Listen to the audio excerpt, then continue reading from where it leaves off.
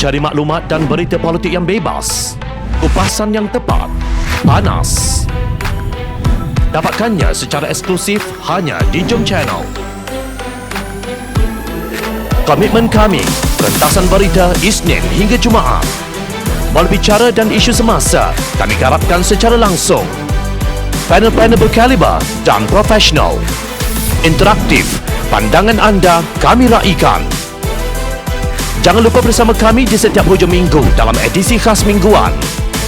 Jom Channel, moving forward, sharing a new experience.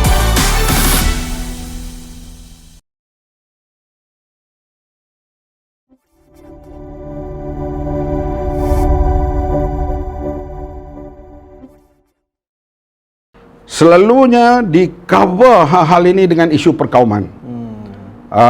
Kauman misalnya muda, amanah, ciptaan DAP. Itulah tu.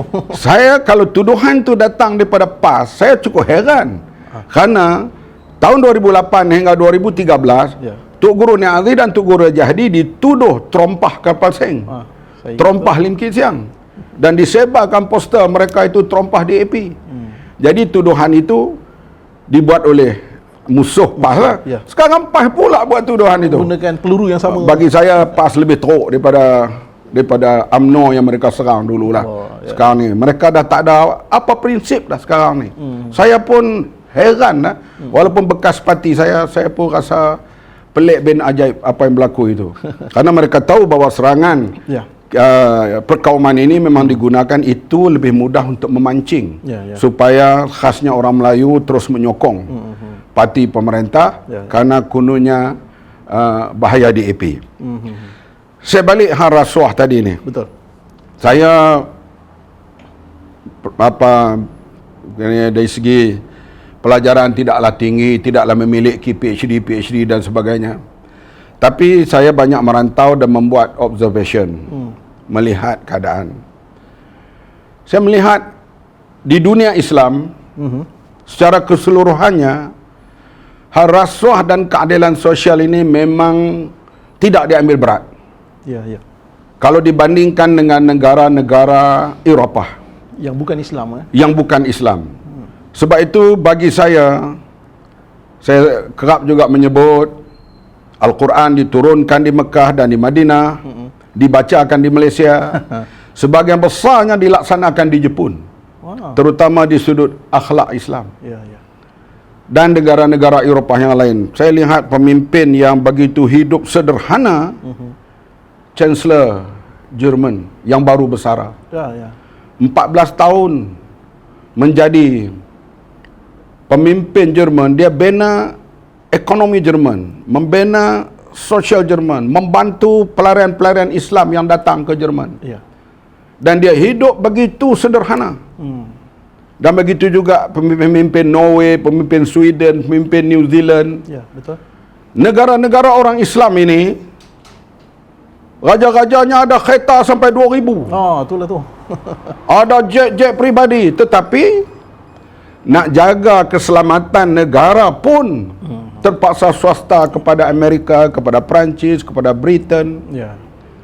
Ini yang saya lihat fenomena ini berlaku di dunia Islam. Sekarang misalnya yang bangun lawan rasuah, sama ada puak liberal atau puak kiri. Siti Kasim yang berlawan soal Adam Baki dan sebagainya. Maria Mukhtar daripada London, haluan kiri mana yang mendedahkan bagaimana dalam mesyuarat yang dipengerusi oleh Perdana Menteri, mereka menggunakan air yang diimport daripada Perancis, tidak menggunakan air yang dibotolkan di Malaysia. Sepatutnya ini kerja ulama, mengkritik benda-benda seperti ini. Yang didedahkan kepada kita bagaimana Sayyidina Umar Al-Khattab dikritik kerana mempunyai jubah baru. Mana dia ambil duit dapat jubah seperti itu. Tetapi kerja-kerja ini dibuat oleh orang kiri dan dibuat oleh puak liberal. Puak lebay ni tak bercakap hal-hal rasuah ini. Sebab itu dunia Islam mundur dan hancur.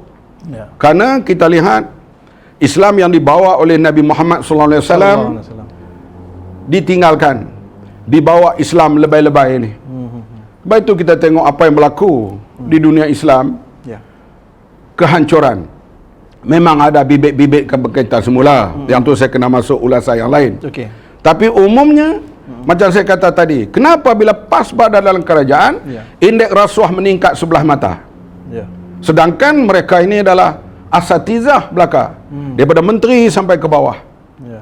Jadi orang melihat bahawa peranan melawan rasuah ini lebih ditumpu oleh orang-orang yang dituduh fikiran liberal dan sosialis. Ya.